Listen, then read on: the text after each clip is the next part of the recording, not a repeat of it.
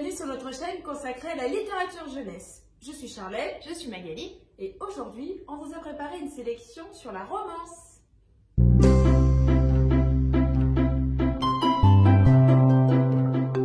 Eh bien, j'ouvre le bal avec un premier roman. Je vous l'approche. Je vous l'approche. Donc le titre c'est Et ils meurent tous les deux à la fin. Bon ça voilà, explique, bonne journée, au revoir. Du coup on se doute bien qu'à la fin, voilà. C'est de Adam Silvera aux éditions Robert Laffont. Alors, peut-être que vous le connaissez, on a entendu quand même beaucoup de bien dessus. Il est beaucoup passé sur les réseaux sociaux. C'est ça, on l'a énormément vu.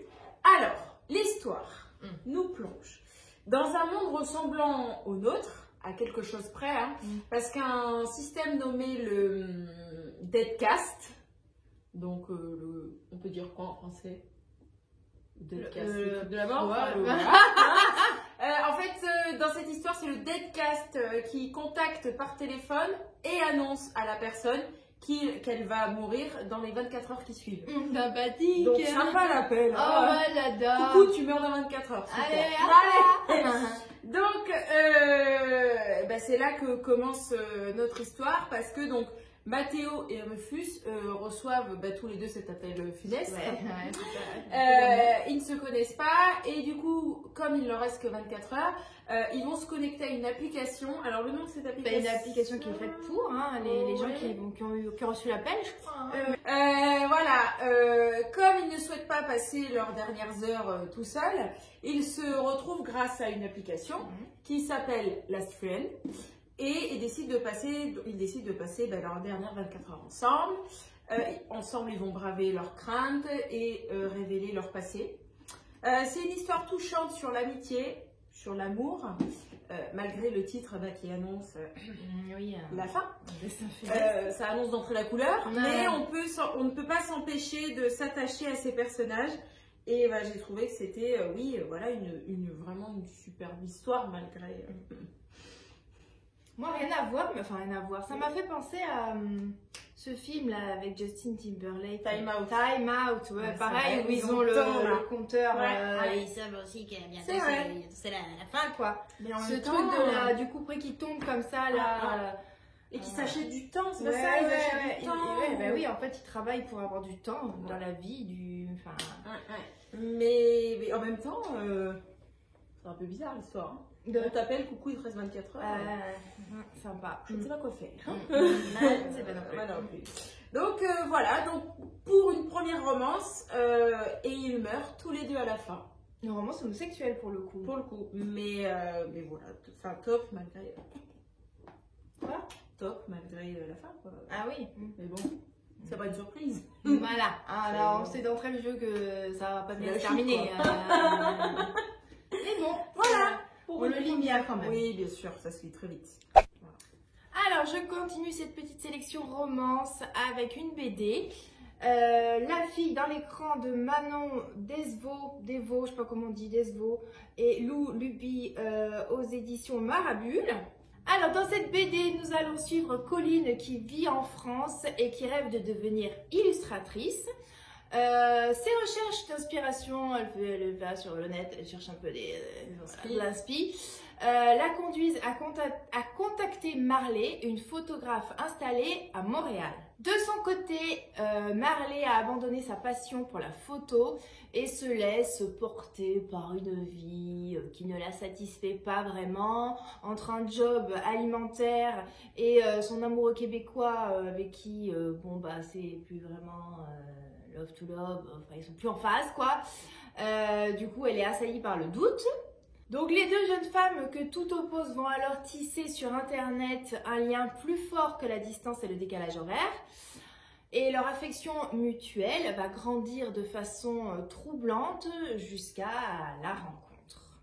Donc c'est une histoire simple, racontée de façon originale car la BD est illustrée par deux illustratrices qui ont dessiné chacune un personnage.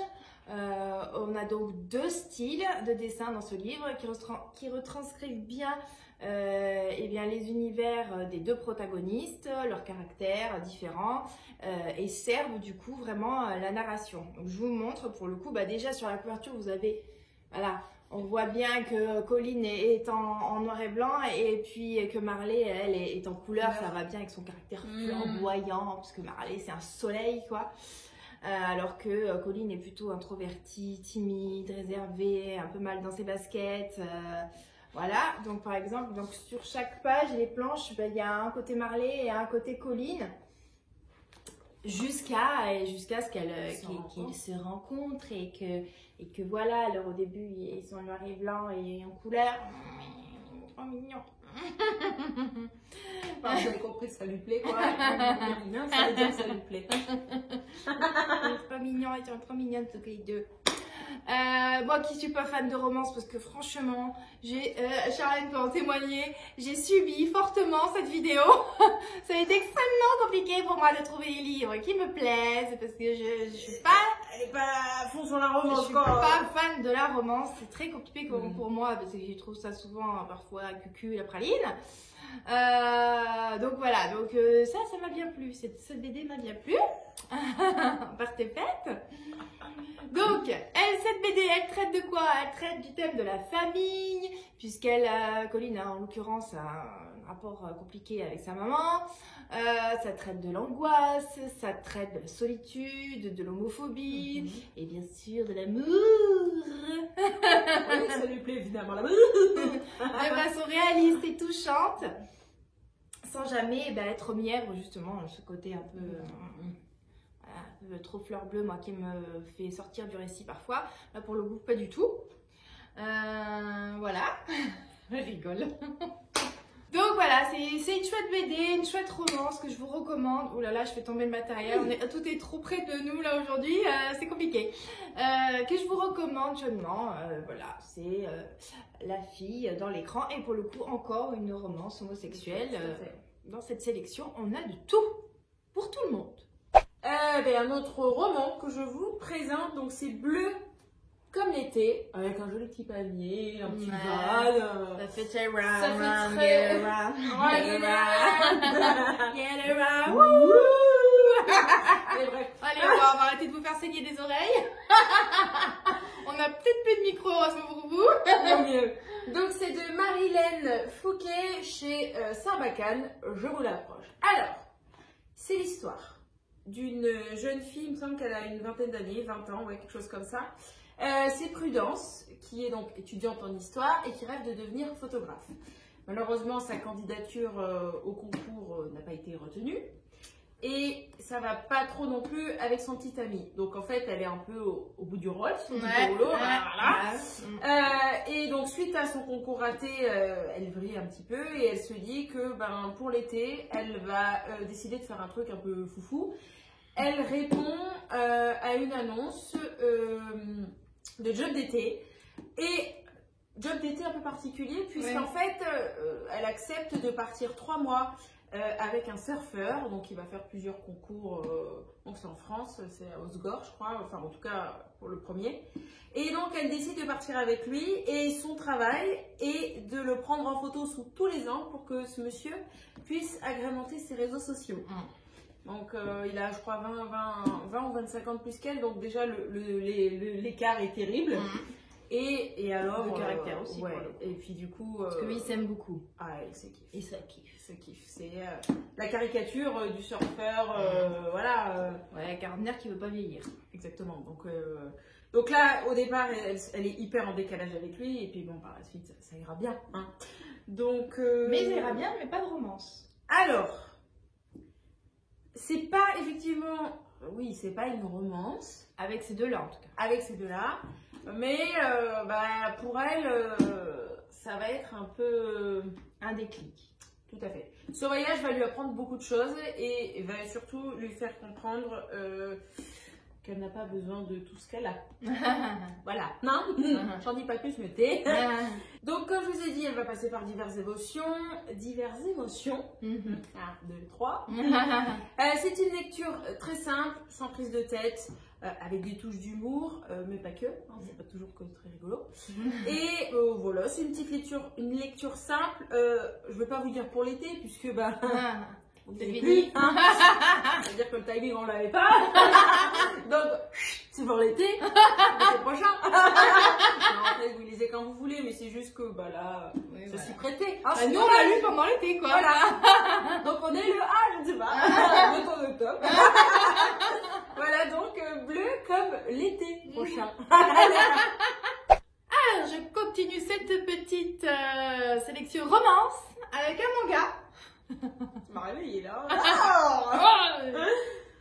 Donc Sao Tomé Love and Boxing Tout ce que j'ai.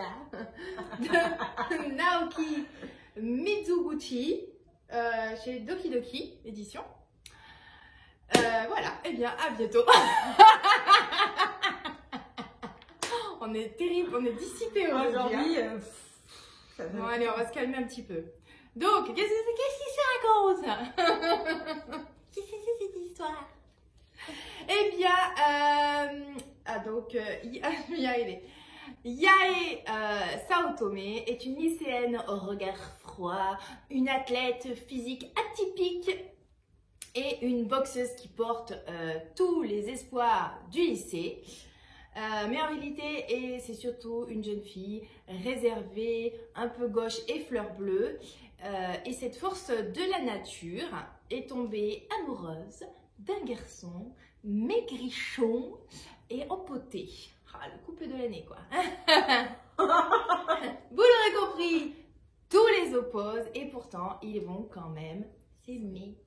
Ok, beau. Donc Sao Tomé est une comédie romantique sans prise de tête, un manga feel good qui montre qu'on peut être une boxeuse tout en restant féminine, entre guillemets, hein, parce que qu'est-ce que la féminité on pourrait débattre. Allez c'est parti, on m'a mis au sou, youpi. Vous l'avez lancé. Donc on va suivre ces deux êtres un peu timides qui apprennent à se connaître et à accepter leurs différences au sein de cette société très codifiée quant aux relations homme-femme quoi. Donc ce manga bouscule tous les codes du shoujo classique hein, pour présenter un duo eh bien, atypique et ça fait du bien. Ça fait du bien hein, de voir un titre voilà, qui propose une relation amoureuse entre deux personnages aux antipodes des figures habituelles de la romance.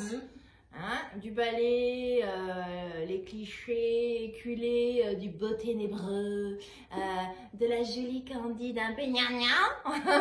Parce que ça dans le shoujo, excusez-moi, mais... Ouais, non, mais c'est sûr. Mais même pas souvent romance toxique d'ailleurs, ce qui n'est pas le cas ici. En tout cas pour ces premiers tomes, j'ai pas tout lu non plus. Je sais pas comment ça va évoluer, mais j'ai pas l'impression qu'on va vers ça. Voilà, c'est un respect mutuel. Ils sont bienveillants l'un envers l'autre. C'est pas un fada sociopathe qui martyrise une petite minette écervelée.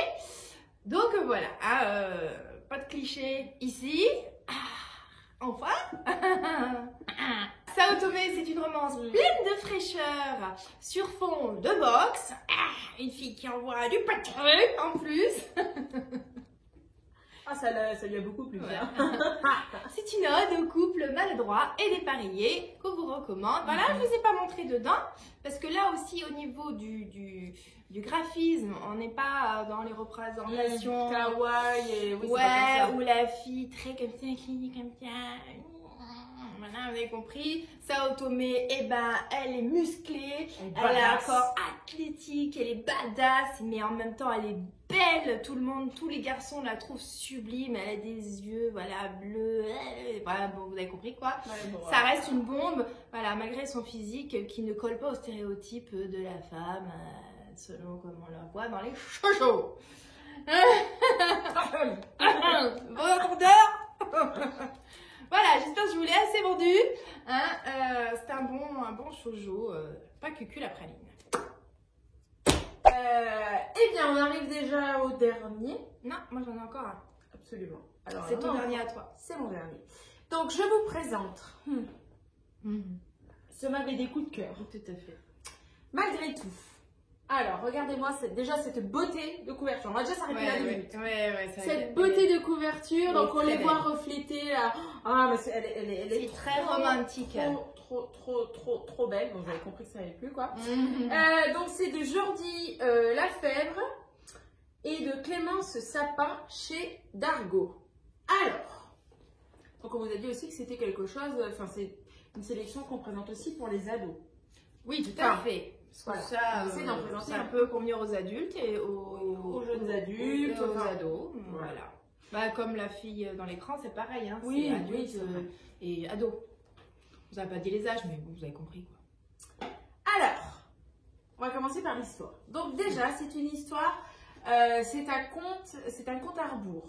C'est une histoire d'amour, pas comme les autres, puisque c'est une histoire qui commence par la fin, pour nous ramener au début de l'histoire de ces deux protagonistes. C'est le Benjamin Button de la BD. C'est ça. Donc en fait, voilà, lorsque vous commencez, ça commence chapitre 20. Ok, ça pose les bases. Donc c'est surtout vieux. Ouais, alors oui, c'est des protagonistes qui sont tout vieux, je vous montre un peu. Ils sont tout vieux au début. Ah, ouais, mais ils sont mignons. Mais ils sont beaux. C'est des beaux vieux. C'est des beaux vieux. Voilà, ils sont comme ça. Je vous en montre pas plus tard, regardez pas tout. Donc c'est un délicieux voyage donc, dans le temps pour découvrir l'origine de cet amour fusionnel. Tout ce que t'aimes. C'est une femme ambitieuse, terre à terre, qui a réussi à percer dans un milieu masculin. Ouais, Magali. Lui, c'est un marin qui n'a cessé de voyager tout au long de sa vie, libre comme l'air. Et il se retrouve 40 ans plus tard. Et alors, ce n'est pas rien. Ça te plaît? Tout à fait. C'est pas cucu non plus. C'est pas cucu non plus.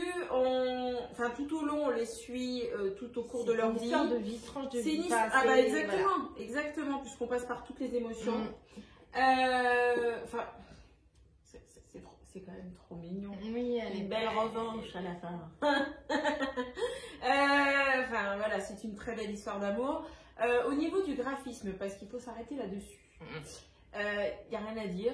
Enfin, c'est pas qu'il n'y a rien à dire, c'est que c'est magnifique. Rien que, bah, comme je vous ai montré tout à l'heure, la couverture. Hein. Bah, tu vas en boutique, tu la vois, tu l'attends. Voilà, hein. T'es attiré tout de suite. Mais même dedans, c'est très beau. Qu'est-ce que je peux leur montrer? Peut-être pas celle-là. Eh bien, encore une fois, on a mis les post-it, ça c'est joli tout en vert là. Très très beau. On passe, je suis dans le cadre, je ne vois plus. Oui, t'es dans le cadre. Enfin voilà, ça passe par. Mais ici, il y a des super jolies couleurs. Non, je ne sais pas lesquelles leur montrer, celle-là non plus. Mais... Enfin, voilà, c'est très travaillé. C'est très travaillé. C'est fin. La BD est tout autant, enfin l'histoire est tout autant magnifique que les illustrations. Voilà, ça se lit tellement vite, on est presque déçus à la fin. Tu dis donc voilà, si vous souhaitez une BD qui parle de romance, une magnifique BD, belle histoire d'amour, une belle histoire d'amour sur toute une vie, bah, je vous propose Malgré tout. Voilà. Non. Non, mais c'est vrai. Oui, il est très joli. Ah, merci. Non, parce que non, c'est vrai. C'est pas cucul après les non. Voilà. Allez, je termine cette petite sélection avec un roman graphique qu'on vous a déjà présenté, je crois, me semble-t-il. Dans un book haul. C'était un book haul où je me demande si. Bon, bref. Un unboxing, je pense, de carton. Je t'aime s'y prêter, forcément, parce que j'adore cette série de romans graphiques. Donc, vous l'aurez reconnu parce que c'est pareil, hein, on la voit partout, même sur Netflix maintenant. Parce qu'ils en ont fait une série. Donc c'est Heartstopper de Alice Oseman aux éditions Hachette Roman. Voilà, regardez-moi cette couverture toute pastel, comme elle est jolie. Donc Heartstopper, c'est l'histoire de deux lycéens, Nick, le rugbyman au sourire solaire, et de Charlie, le musicien au cœur solitaire. Donc parce qu'ils évoluent dans des cercles différents, parce qu'ils n'ont pas le même caractère, leur amitié n'était pas gagnée. Pourtant, petit à petit et de façon irrésistible, Charlie tombe amoureux. Même s'il sait que Nick aime les filles, même s'il sait qu'il n'a aucune chance. Alors, pour ne pas mettre en péril cette amitié naissante, qui compte plus que tout pour lui, eh bien, Charlie préfère garder le silence. Mais voilà, vous doutez bien que, au bout d'un moment, il n'y aura plus de silence. Hein. Donc, ce roman graphique est très agréable à lire. Ça se lit très facilement. Voilà, il n'y a pas beaucoup de texte. Il y a même des pages où il n'y a pas de texte. Hein, du coup, on montre un petit peu à l'intérieur comment c'est fait. Donc, c'est une romance tendre et bienveillante, pleine de tolérance et de modernité. Là encore, pas de romance toxique. Hein? Oui. Parce que je fais un petit peu la guerre aux romances toxiques, personnellement, qui fleurissent partout dans les rayons, qu'on voit partout sur TikTok. Ceux qui ne suivent pas sur TikTok, vous avez tort. Sur Instagram, partout, là. Faut arrêter que ça. Non, les relations toxiques, non, ça suffit. Oui, mais c'est qu'il y a de la demande. Mais c'est lu par un très jeune public, en plus, pas toujours aguerri et qui croit que c'est comme ça, que ça doit être dans un couple. Non. Faut faire non. Donc bref, c'était mon petit coup de gueule.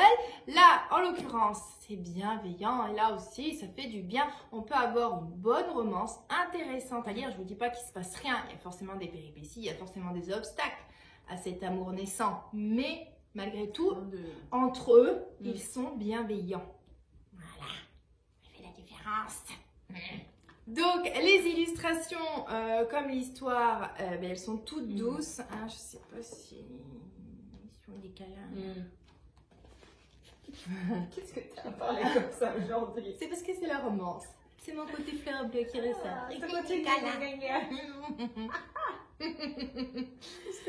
Voilà, donc j'aime beaucoup les illustrations aussi. Elles sont canons. Pareil aussi, on voit bien dans le coup de crayon les deux tempéraments différents de Nick et Charlie. Ils sont trop attachants tous les deux. Voilà, moi j'adore. Donc cette petite saga, en fait, à chaque fois qu'on change de tome, eh bien, c'est une nouvelle étape dans l'acceptation de l'homosexualité de Nick. De Nick ou de Charlie, j'ai déjà un doute. C'est Nick. Puisque Charlie, lui, est homosexuel assumé au lycée et qui lui cause un petit peu des soucis d'ailleurs. Et voilà, c'est Nick qui... Voilà. Et donc à chaque fois qu'on change de tome, eh bien, il y a une nouvelle étape dans cette acceptation de son homosexualité. Et du coup, c'est aussi c'est intéressant de faire ça dans ce sens-là, je trouve. C'est intelligent. Voilà.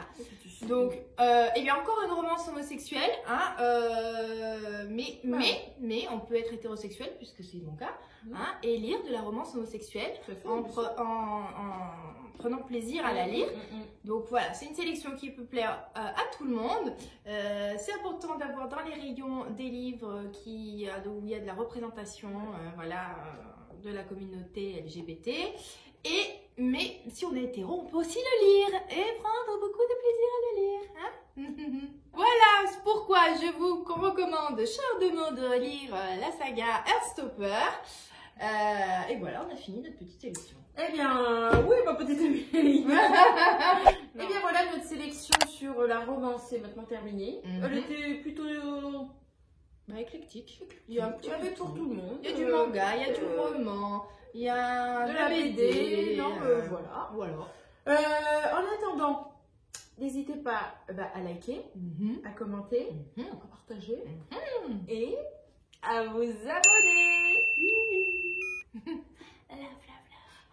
Cœur. Cœur. J'espère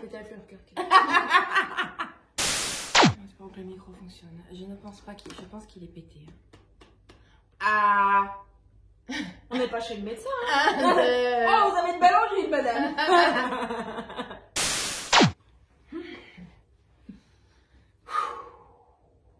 Kamate. Ça va? Oui, pour me motiver. Motive-toi. Allez, c'est parti. Alors, cette petite bébé. Ça y est. J'ai l'impression qu'on t'avait coupé le jus. Là. Ouais, grave. Ça a fait. Quelqu'un a débranché là. Ça y est, j'ai plein de cheveux avec le gloss. Quand je trouve pas mes mots, ça.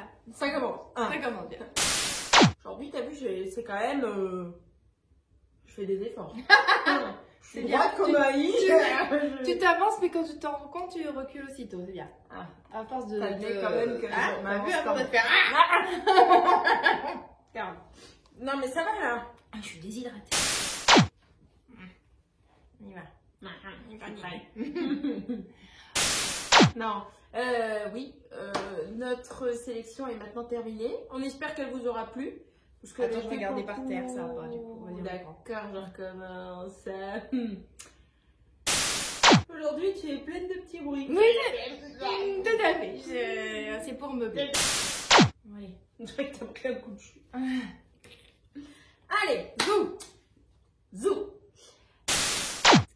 Ah bah non, c'est là, un c'est secret, c'est fini. Non, débrouille-toi. Sans élastique.